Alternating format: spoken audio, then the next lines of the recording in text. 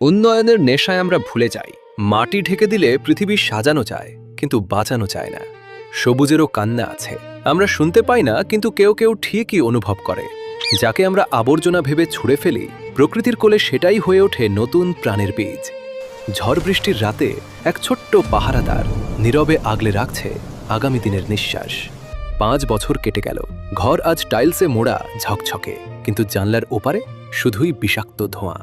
মাঝরাত, চারপাশটা বড্ড সুন্দর, অথচ বুকের ভেতরটা ফাঁকা।